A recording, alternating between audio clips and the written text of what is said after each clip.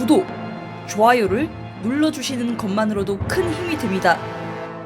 그럼 구독, 좋아요 눌러주시고 보시겠습니다. 감사합니다. 네, 안녕하세요. 매일경제 박재환 기자입니다. 저는 안철수 후보님께 질문을 드리고 싶은데, 후보님께서 계속 윤석열 전 경찰총장을 포함한 더 큰 입원을 내세우고 계신데요. 혹시 윤석열 전 검찰총장과 실제로 연대의 진척 상황은 어떻게 되고 있는지, 또 합류에 대한 확답을 받은 상황인지에 대해서 여쭙고 싶습니다.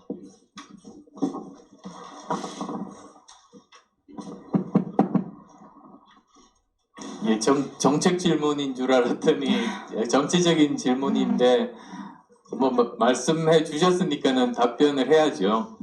가급적이면 정책 질문부터 먼저 이렇게 한순위 돌고 정치적인 질문이 나오면 어떨까? 그게 오늘 취지에 더 맞는 것이 아닌가 생각합니다.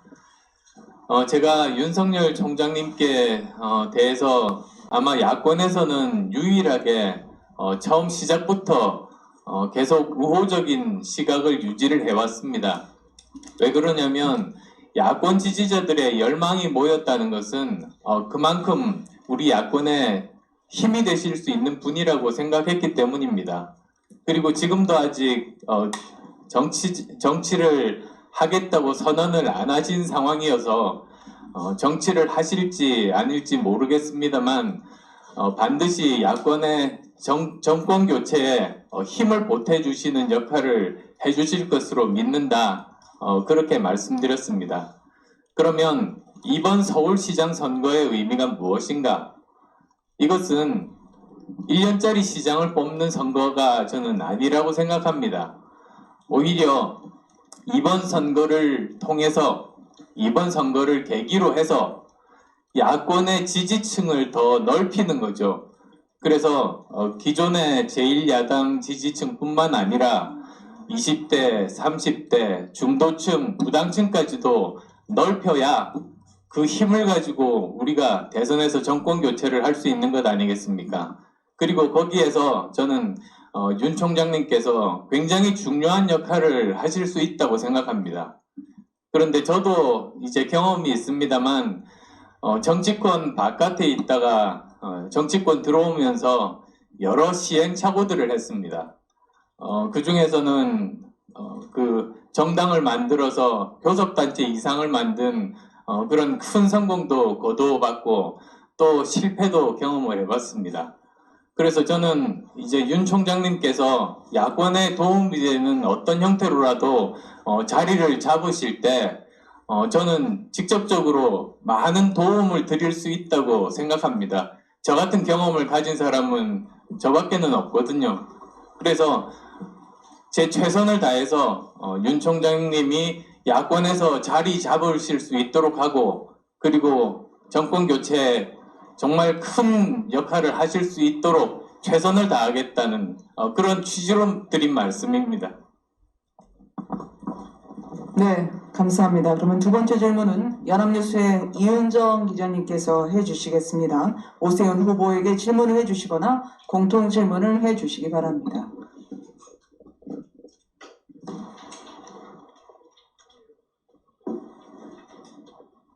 연합뉴스 이은정입니다. 저는 오세훈 후보님께 여쭤보겠습니다.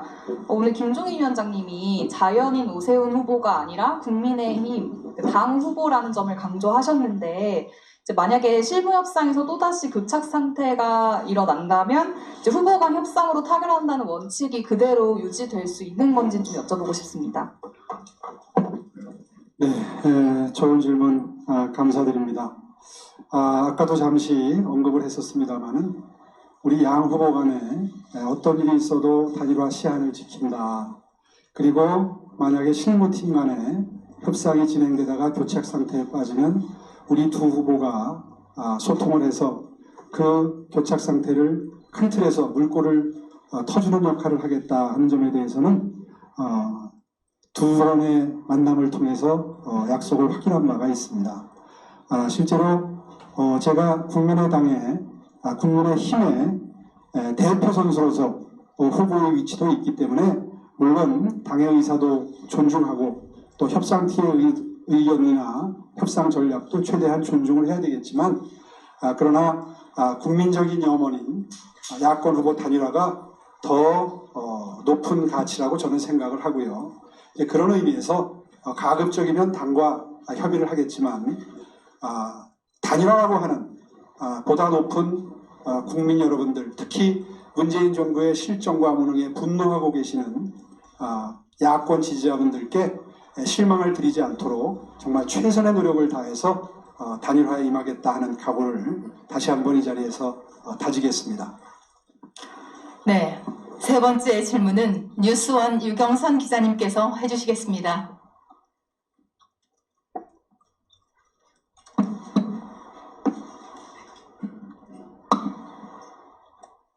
네, 저는 두 분께 공통 질문으로 드리고 싶은데요.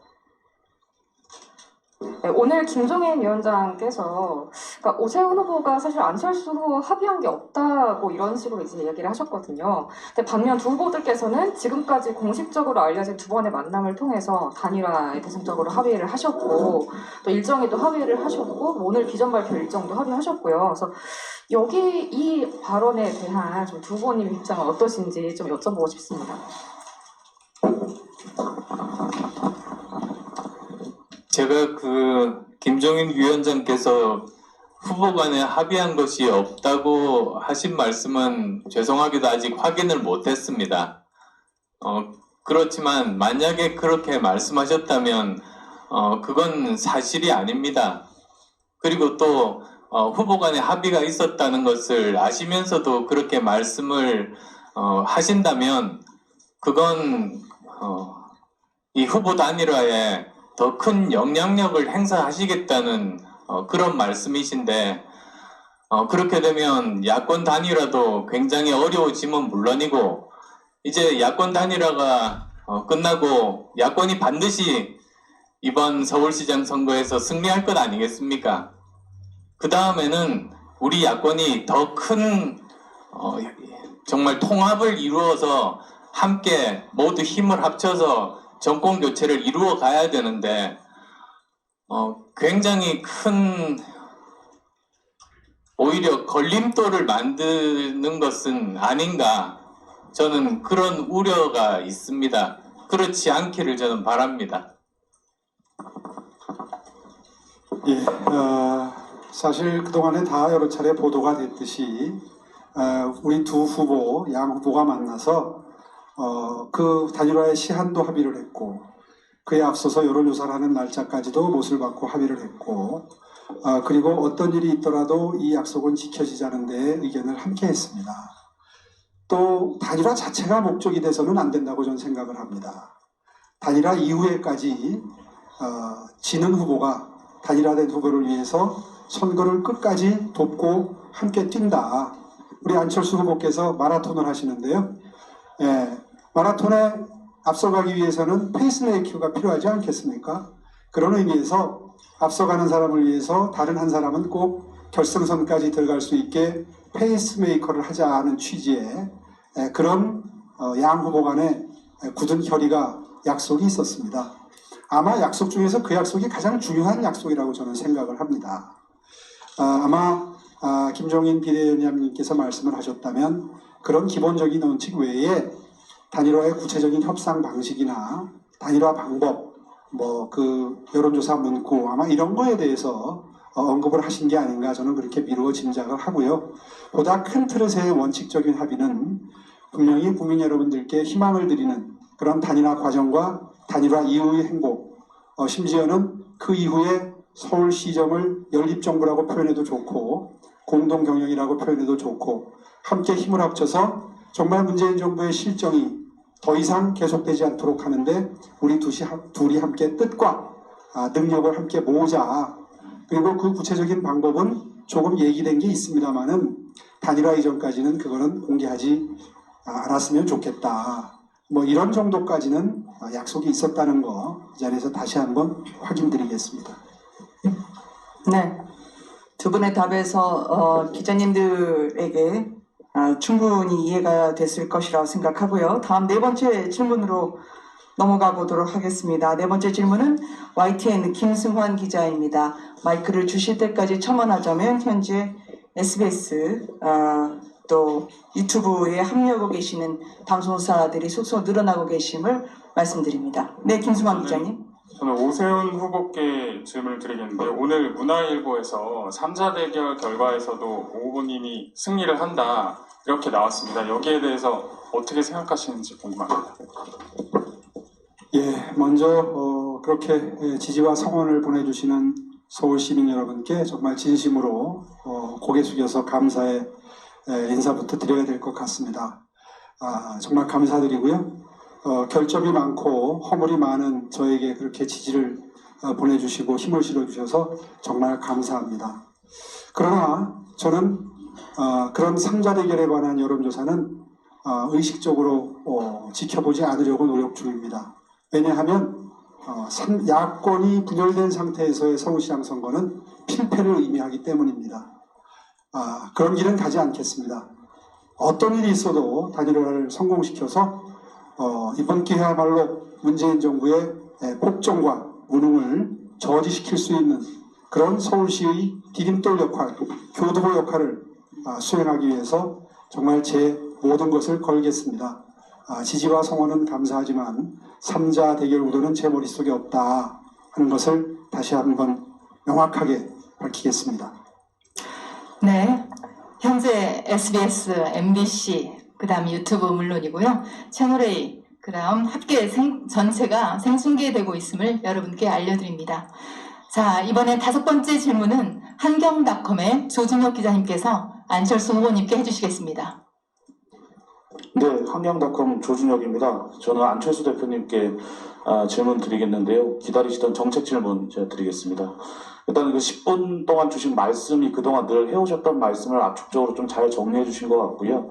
저는 오늘은 빠졌지만 좀 부동산 정책 관련해서 여쭤보겠습니다. 최근에 이제 LH 사태 터지면서 국민들이 이 공공주택 지구 선정에 대한 불신이 많이 커지고 있는데요. 최근 서울 같은 경우에는 이제 용산구 동자동이 대표적으로 이제 언급이 많이 되고 있습니다. 벌써부터 주민들 이제 반대 정서도 많이 나오고 있는데, 만약에 서울시장이 되신다면 그 서울 지역 내 재건축 대상 단지인 공공주택 지구 전면 취소를 고려하시고 계신지, 그리고 만약에 이걸 고려하고 계시다면 공약으로 내걸으셨던 74만 호 공약에도 수치상으로 변동이 생기는지 질문드립니다. 예, 처음으로 정책 질문 감사합니다. 저는 공공과 민간은 서로 이것 아니면 저것 선택이 아니라고 생각합니다. 공공과 민간은 서로 협력하고 상호 보완적인 관계라고 생각합니다. 그래서 공공은 공공이 잘하는 일을 하고 또 민간은 민간이 잘하는 일을 해서 우리에게 지금 부족한 그런 주택들을 제 시간에 원하는 주택을 공급하는 게 가장 중요하지 않겠습니까?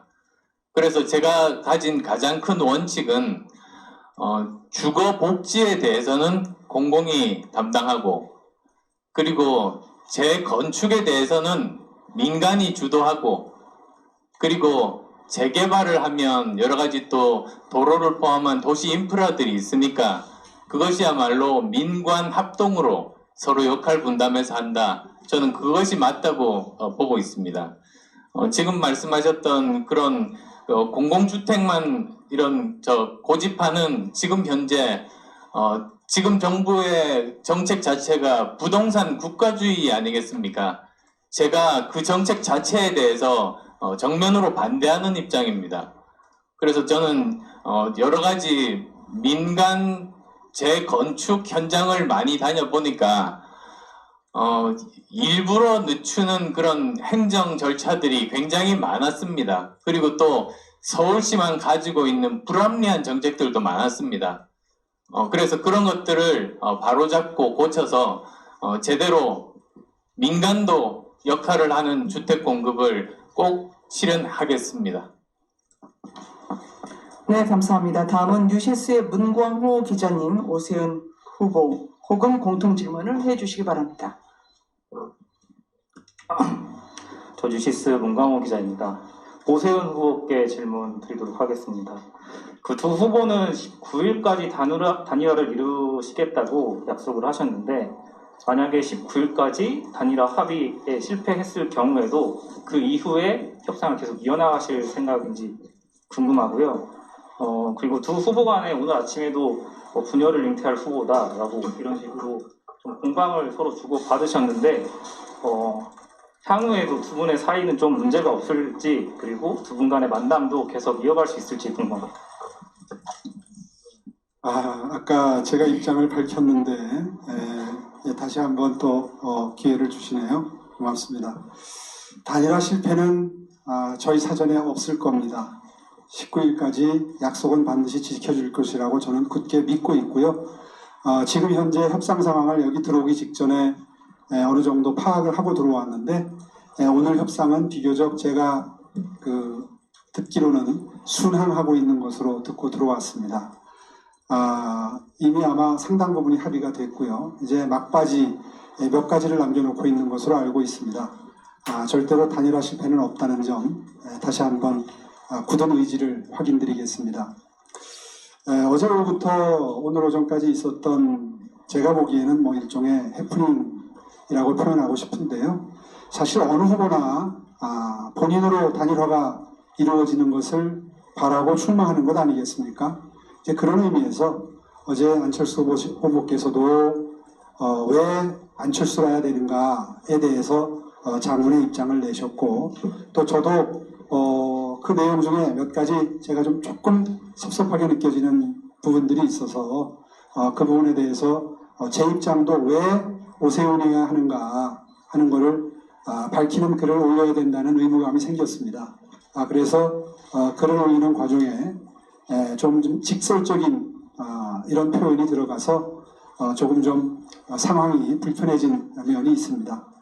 실제로 저는 출마 전부터 어떤 경우에도 야권의 분열을 막아야 된다. 분열된 상태에서 단일화가 안 되고 본선에 이르면 필패한다 하는 어떤 절박감, 의무감 이런 게 있었기 때문에 기억하시겠지만 정식 출마 선언을 하기에 앞서서 열흘 동안이나 여러 가지 정치적 손실을 감내하면서 기다렸던 기간이 있습니다.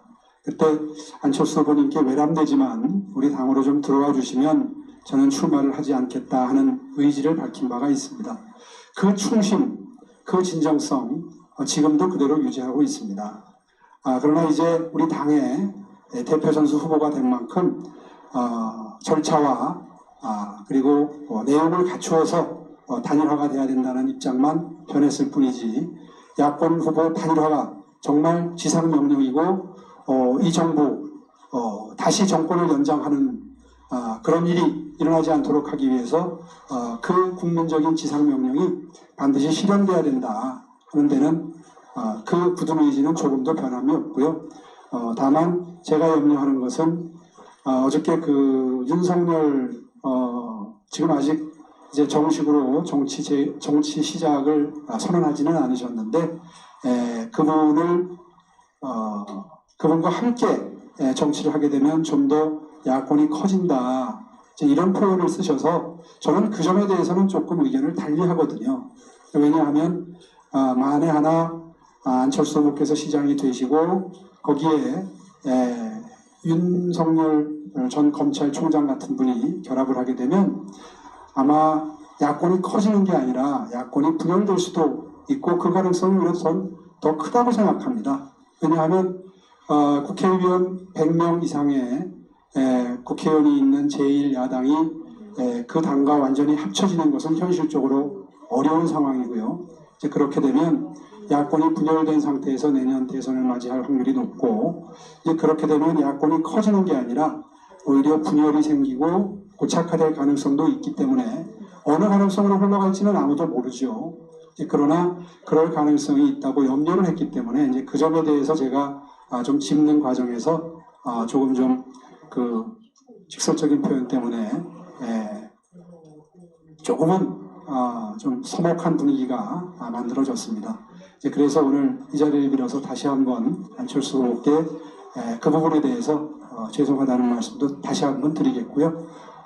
제가 희망컨대는 앞으로 이런 각자 내가 야권 단일 후보가 돼야 된다 하는 그 의견을 피력하는 과정에서 단일화 후보끼리는 서로 공세를 주고받는 일은 피차간에 좀 자제됐으면 좋겠다. 그리고 저부터 엄격하게 실천을 하겠다 하는 의지를 다시 한번 말씀드립니다. 네. 저도 그 우려에 대해서는 설명드리는 게 좋을 것 같아요. 그러니까 제가 분열을 야기하는 후보라고 표현을 쓰셔서 제가 굉장히 놀랐습니다.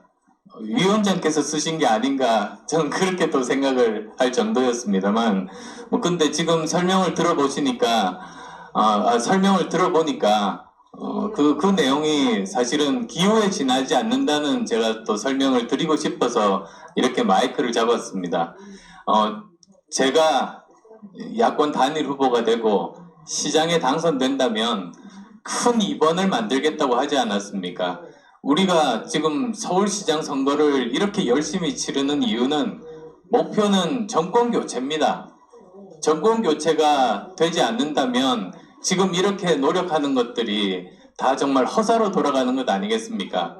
그러니까 저는 야권이 통합되는 데 노력할 것이고 만에 하나 윤 총장께서 이제 저와 함께 하시겠다고 제안을 주시면 저는 그러면 지금 국민의힘과 이렇게 다 같이 함께 하자고 오히려 설득하고 함께 하려고 하는 노력을 최선을 다할 겁니다. 그리고 아까 말씀드렸듯이 저는 지난 오랜 시간 동안 여러 가지 정치권 바깥에 있다가 들어온 사람의 경험을 가지고 있기 때문에 윤 총장님이 가지신 여러 가지 고민, 우려 저는 누구보다도 잘 압니다.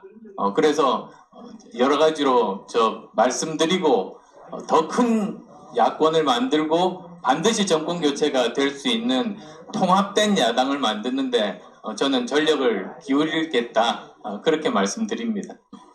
네. 예, 말씀하신 부분에 대해서 제가 반박할 생각은 전혀 없고요. 혹시 오해가 있으실 것 같아서 이제 제가 알고 있는 바를 말씀을 드리면 저희 쪽도 사실은 간접적인 형태지만 윤석열 전 검찰총장님 측과 모종의 대화가 있었습니다. 그래서 제가 확인한 바로는 적어도 단일화가 이루어지기 전까지는 단일화 후보, 야권 단일화 후보 어느 쪽도 쉽게 얘기해서 함께하는 모습이나 도와주는 모습은 없을 것이다 하는 그런 그분의 입장을 전달을 받았고요. 기움이라마는 혹시 이해하는 과정에서 오해가 있으실 것 같아서 그 부분에 대해서는 제가 들은 얘기를 다시 한번 명확하게 아마 한두 차례 제가 밝혔었는데 다시 한번 말씀드립니다. 그러니까 그 내용 그대로가 바로 윤 총장께서 이렇게 야권 단일 후보가 되면 누구든지 지원하실 수도 있다는 그런 뜻 아니겠습니까? 그러니까 이렇게 큰 야권이 되는데 본인도 찬성하는 입장이신 거죠. 그래서 걱정하실 필요가 없다고 생각합니다. 네. 7번째 질문을 받겠습니다. 이데일리 권호석 기자님께서 해주시겠는데요. 안철수 후보님께 질문을 해주시거나 공통 질문도 가능합니다. 네, 안 대표님 말씀 잘 들었습니다. 이데일리 권호석 기자라고 합니다. 안 대표님께 질문 드리겠습니다. 지금 단일화가 중요한 게 아니고 단일화 이후에 그런 양측의 화학적 결합이 굉장히 중요하다고 생각드는데 지금 사실 양측 간에 지금 감정 싸움이 좀 격화되고 있고 최악의 경우를 상정할 수 있는데 이게 만약에 단일화 협상이 결렬될 경우에는 혹시 독자 출마로 선회할 혹시 가능성도 좀 품고 계신지 좀 여쭤보겠습니다. 저는 절대로 3자 대결로 가서는 안 된다고 생각합니다. 그건 저는 이미 작년 12월 20일 날 이번 서울시장 선거 출마 선언을 할 때 그때부터 이미 밝혔습니다. 그때부터 저는 이 무도한 정권을 심판하기 위해서는 야권은 반드시 합쳐야 된다. 그리고 이 선거의 의미는 정권 교체를 위한 그런 교두보를 확보하는 선거이니까 이번 기회와 과정을 통해서 야권은 크게 합쳐야 된다.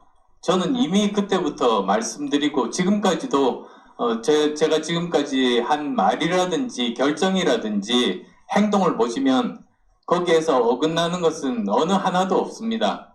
또한 과정 중에서 뭐 여러 가지 이유로 폄훼도 받고 또 여러 가지 뭐 험한 말도 제가 들었습니다만 일체 거기에 대해서 제가 답변한 적이 없지 않습니까? 그건 기자분들이 다 잘 아실 겁니다. 그것도 제가 거기에 대해서 말씀을 드리면 오히려 이 단일화 자체의 가능성을 줄이는 것으로 해석될까봐 그냥 저는 뭐 여러 가지 폄훼도 그냥 삼키고 그렇게 지금까지 있었습니다. 뭐 그 점을 보시면 제 진심은 모든 분들이 아실 거라고 생각합니다. 네. 이게 지금 초반에 시작은 한 10,000명 정도 시작인데 벌써 실시간 접속이 40,000명을 넘었다고 하네요. 그만큼 정치 유튜브에서는 이례적인 그런 서울 시민분들의 관심, 전 국민적인 뜨거운 열망이 투영되고 있는 것 같습니다. 이 원래 두 후보분들이 이게 서울시장 선거 사실 후보 선출되기까지 긴장감이 있죠. 근데 긴장감 있는데 편하게 얘기하라고 말씀드리는 게 죄송합니다. 이게 따뜻하면서도 냉정하게 이야기하기 쉽지 않은데 말이죠. 자, 그러면 막바지로 접어들고 있는데요. MBN 신재우 기자님이 8번째 질문해 주시기로 하겠습니다. 네, 오세훈 후보님 이야기 잘 들었습니다. 근데 저번에 한번 말씀은 안 하신다고 했지만 좀 시민들이 알 권리라고 생각하고 시민들 표심에 좀 영향이 있을 것 때문에 말씀을 드리는데요. 누가 이기시더라도 공동시정을 하겠다고 하셨는데 어떻게 역할을 분담하시고 어떻게 이렇게 결합을 하실지 그게 궁금합니다.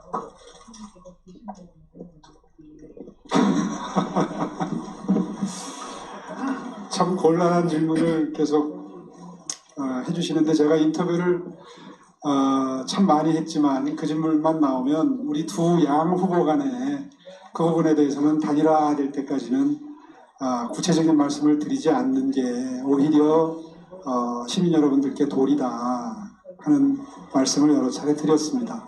사실 공동정부 내지는 연립정부의 가장 성공적인 사례는 독일 사례입니다.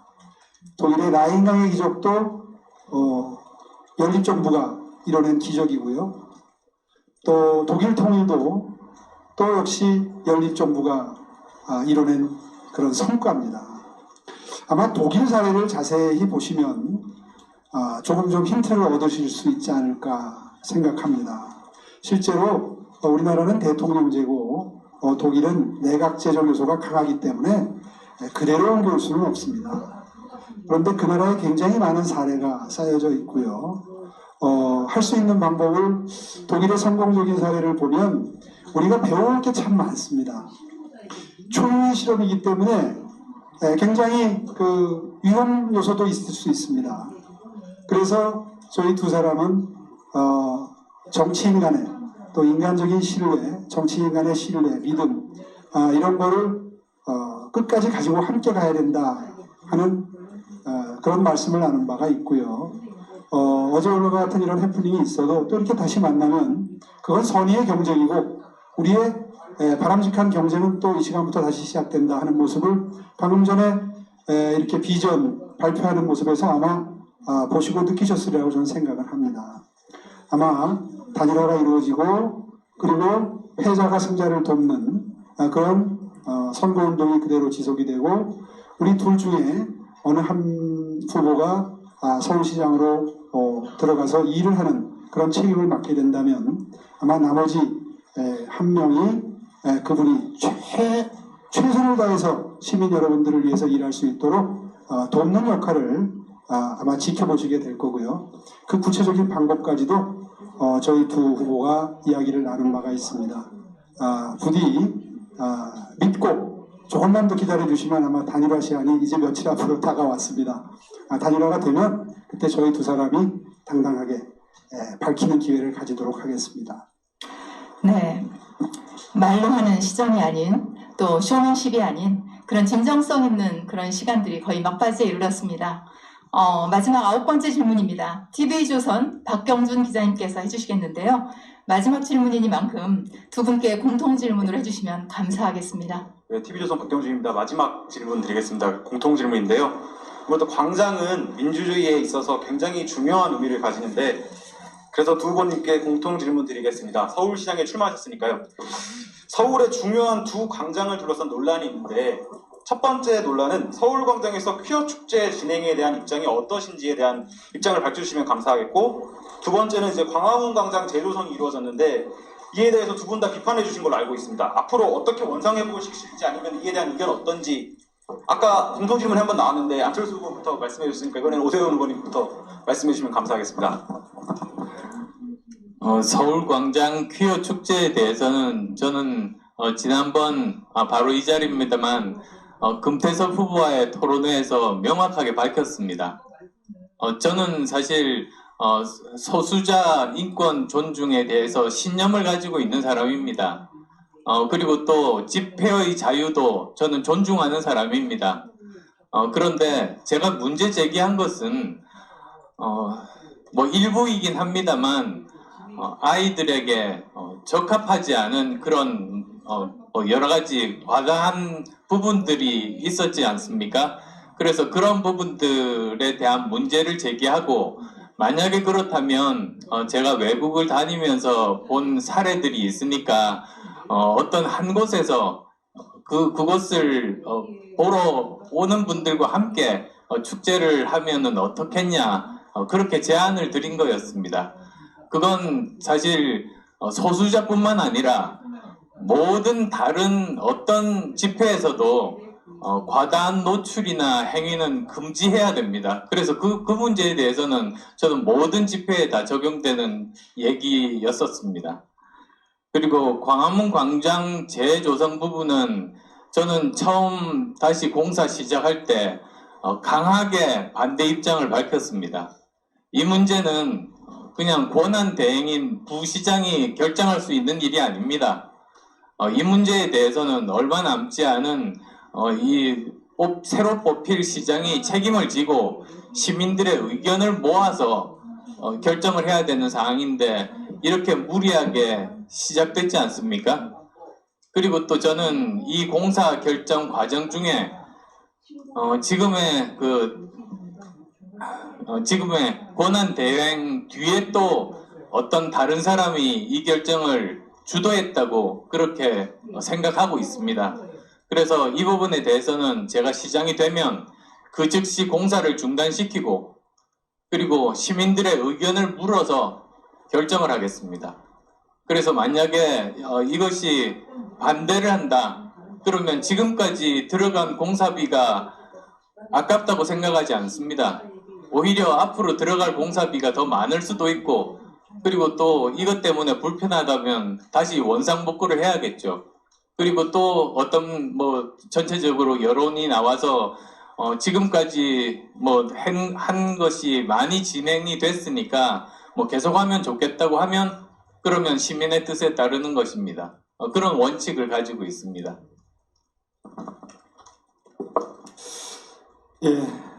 서울광장 문제부터 말씀드리겠습니다. 제 입장은 이미 수차에 걸쳐서 분명하게 밝힌 바가 있는데요. 저는 세 가지로 요약해서 말씀드리겠습니다. 첫째는 제가 가지고 있는 원칙은 성소수자를 포함해서 소수자분들의 인권이 지켜지는 것이 대한민국이고, 그리고 그분들이 배려받고 그리고 존중받는 그런 사회 문화가 성숙된 사회의 원칙이 되어야 된다고 생각합니다. 또 그것이 우리 헌법 정신이기도 합니다. 그러한 대원칙에 저 역시 찬성합니다. 그리고 그런 입장을 앞으로 견지하겠습니다. 두 번째, 서울광장을 퀴어 문화, 축제로 이용하는 문제는 시장의 어떤 정치 철학에 의해서 독단적으로 결정하는 문제가 되어서는 안 됩니다. 왜냐하면 서울시에는 광장 사용 심의 위원회라는 게 있어서 사회 각계각층으로 구성된 그 심의위원회에서 결정하도록 되어 있고, 그것도 그분들이 재량껏 결정하는 게 아니라 광장 사용 원칙인 조례가 있습니다. 그 조례에 맞추어서, 그 기준에 맞추어서 그 심의위원회에서 논의를 통해서 결정하도록 되어 있습니다. 따라서 그 축제가 서울광장이 됐던 다른 장소가 됐던 그 위원회를 통해서 결정돼야 된다는 점을 다시 한번 강조해서 말씀드리겠습니다. 그러면 세 번째는 또 이렇게 질문을 합니다. 당신 개인 의견은 뭐냐? 왜 그 두 가지 원칙으로 대신하려 하느냐? 그래서 저는 제 개인의 의견은 이렇게 분명히 밝힙니다. 저 역시 성소수자를 비롯해서 소수자분들의 인권이 존중돼야 된다고 아까 말씀드렸는데, 제 이 성소수자분들에 대한 개인적인 의견은 저는 그분들이 저와 다름을 인정하고 존중합니다. 그것이 서울시장으로서의 입장이 되어야 할 것으로 저는 굳게 믿습니다. 이 세 가지로 설명을 드리면 아마 충분히 설명이 되었을 걸로 생각을 합니다. 두 번째 질문입니다. 광화문 광장 재조성. 지금 정말 국민 여러분들이 보시기에, 서울 시민 여러분들이 보시기에 상식적이지 않은 일이 서울시에서 벌어지고 있습니다. 지금 불과 새로운 시장이 서울 시민들의 민의에 의해서 뽑히기가 이제 한 달도 채 안 남았는데, 이러한 시점에 굳이 권한대행께서 공사를 강행하고 계십니다. 얼마 전부터는 이제 세종문화회관 건너편 길을 교통체계를 바꾸는 작업이 이미 시작이 돼서 많은 서울 시민들께서 불편을 이미 겪고 계십니다. 사실 이러한 결정에 대해서는 저는 동의할 수는 없습니다. 왜냐하면 처음에 광화문 광장이 만들어질 때에 분명히 충분한 의견을 수렴해서 지금의 형태로 만들었습니다. 당시 세 가지 안이 나왔었습니다. 첫째 안은 지금 현재 형태대로 가운데에 광장을 만드는 안이고요. 두 번째는 지금 추진하고 있는 것처럼 세종문화회관 쪽을 인도 쪽과 붙여서 그쪽으로 평향된 기울어진 형태의, 다시 말해서 교보문고 쪽은 차도로 이용하고 세종문화회관 쪽은 광장으로 쓰는, 그러니까 한쪽으로 연결되어 있는 형태죠. 이걸 이제 편측안이라고 그때 불렀는데, 그 편측안도 하나의 안이었습니다. 그리고 전체를 다 덮는 것도 고려를 했었습니다. 이렇게 몇 가지 의견을 놓고 서울 시민 여러분들의 여론조사도 그때 했었고요. 그리고 전문가분들의 의견도 분명히 수렴을 했었습니다. 제 기억에 당시에 지금의 안이 압도적인 찬성으로 지지를 받았고, 그래서 지금의 형태대로 시공이 되었던 겁니다. 그런데 지금의 이 고치고 있는 안, 편측안을 강력하게 주장하셨던 한 건축가, 이름을 뭐 밝혀도 괜찮습니다. 승효상 건축가십니다. 이분이 굉장히 명성이 있는 분인 건 분명한 사실입니다. 그런데 그분이 이 편측안을 아이디어를 내셨어요. 제 기억에는. 그리고 이걸 채택되기를 참 바라셨던 것 같습니다. 그런데 시장이 바뀌고 박원순 시장 시정 시절에 이분이 서울시의 건축 행정을 총괄적으로 영향을 미치는 자리에서 오랫동안 일을 하셨습니다. 그분의 영향력이 없었다고 말하는 건 무리스러울 겁니다. 더군다나 박원순 시장께서 고인이 되신 다음에 저는 이게 당연히 기다려야 되는 상황이라고 생각을 했는데, 그분이 또 그 이후에 문재인 정부의 건축 정책을 총괄하는 자리로 또 영전을 하셨습니다. 제가 알고 있기로는 대통령님과도 뭐 이런저런 인연으로 학연으로 연결이 돼 있으셔서 여러 가지로 건축계에 영향력을 미치는 자리로 가신 겁니다. 명확한 그 경위는 전 잘 모릅니다. 그러나 미루어 짐작컨대 그때 편측안을 적극적으로 내셨고 지지했던 분이 박원순 시장님 시절과 문재인 정부 시절에 실제로 권한을 행사할 수 있는 막강한 자리에 계셨기 때문에 그분이 배후에서 영향을 미친 것 아닌가 하는 저 나름대로의 추측을 합니다. 아마 방금 전에 안철수 후보께서도 실명을 밝히지 않으셨는데, 뭐 그분이 공직을 맡았던 건 사실이니까요. 그리고 그분이 그때 그 안을 주장했던 것도 사실이니까요. 그래서 여러 경로를 통해서 지금의 안으로 가는 것이 마치 함퇴하듯이 지금의 안으로 가는 것이 이게 과연 공익을 위한 것인가, 서울 시민 여러분들의 편익을 위해서 하는 공사인가, 이것에 대해서 여러 경로로 문제점을 지적을 했고 분명히 반대 의견을 밝혔음에도 불구하고 지금 현재 서울시장 권한대행 의해서 이렇게 어찌 보면 정말 고집스럽게 공사가 시행이 되고 있습니다. 자, 그러면 이제 새로 당선되는 시장은 고민에 빠지게 될 겁니다.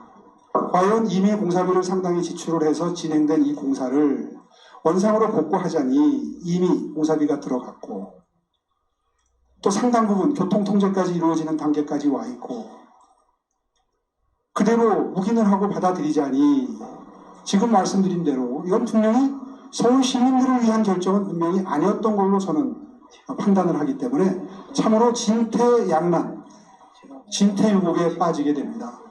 그래서 사실은 저는 지금까지도 결론을 내지 못하고 고민 중에 있습니다.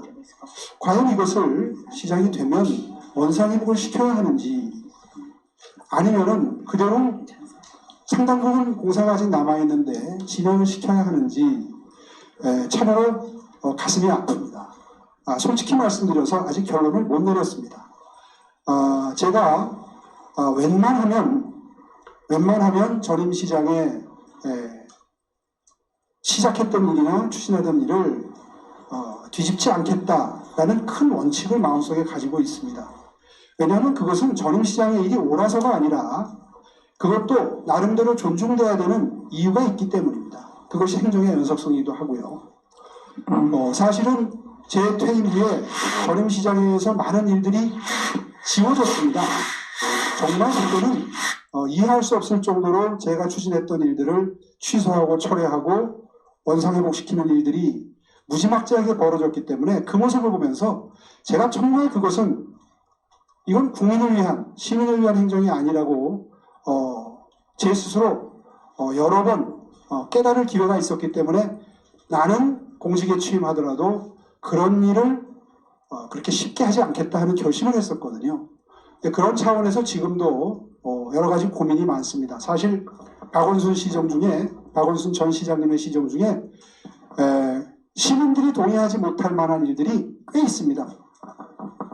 비단 이 광화문광장 재조성 사업뿐만 아니라 다른 사안들도 저 스스로 다짐하고 있습니다. 정말 꼭 바꿔야 될 게 아니라면 가급적이면 존중을 하겠다는 제 기본적인 원칙은 그대로 가져가고 싶고요. 이 광화문광장 재조성 사업이 그 사안에 해당될 것이냐는 취임을 해서 정확하게 경위를 파악해보고 아까 제가 말씀드린 건 추측이니까요. 정확하게 취지를 파악해보고 또 공사 현황도 파악을 해보고 그리고 시민 여러분들의 의견도 들어보고 그렇게 해서 결정하는 게 후임 시장으로서 취해야 될 바람직한 입장이다. 지금까지는 그 정도로 정리를 하고 있습니다. 오 후보님 그 앞에 안철수 후보가 프레젠테이션을 조금 더 길게 하셨다고 지금 이거 몰아서 하신 거예요? 아니 농담이었습니다. 이 비전 발표인 줄 알았는데 토론회가 돼서요. 저희 사회자가 스톱워치를 가져오지 않은 관계로 발언 길이의 막판에 약간의 형평성이 있을 것 같아서 안철수 후보께 짧은 더 추가 말씀을 요청드리고 요약하도록 하겠습니다.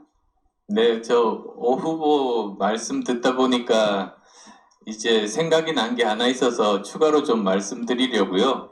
사실 이런 진행 중인 공사가 계속되어야 하는가 아니면 중단해야 되는가 그때 제일 중요한 개념이 있습니다. 그게 썬크 코스트, 매몰 비용입니다. 하나의 예를 들겠습니다.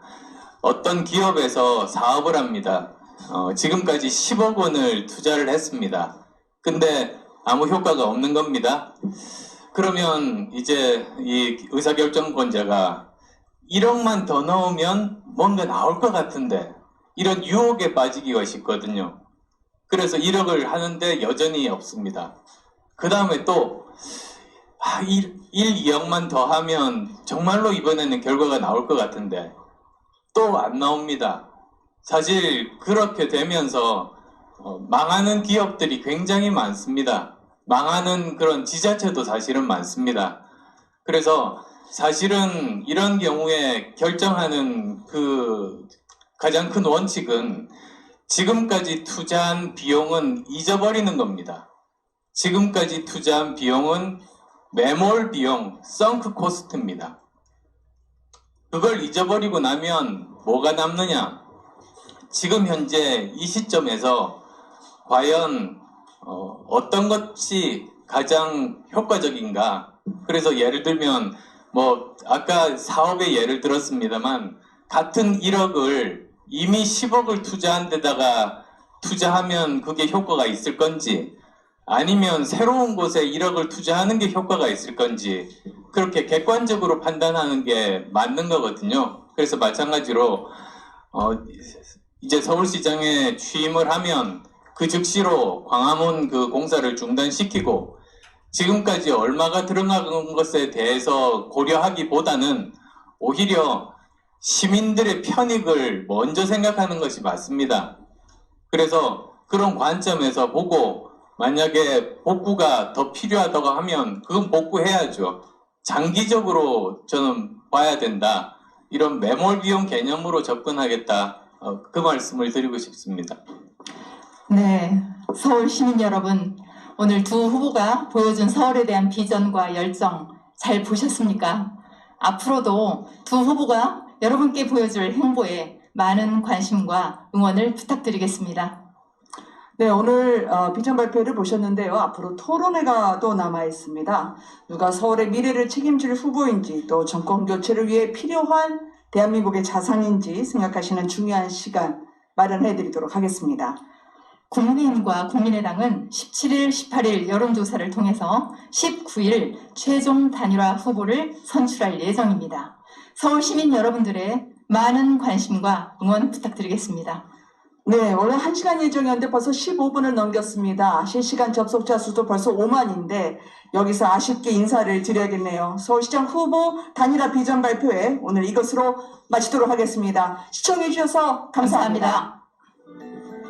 구독, 좋아요를 눌러주시는 것만으로도 큰 힘이 됩니다. 그럼 구독, 좋아요 눌러주시고 보시겠습니다. 감사합니다.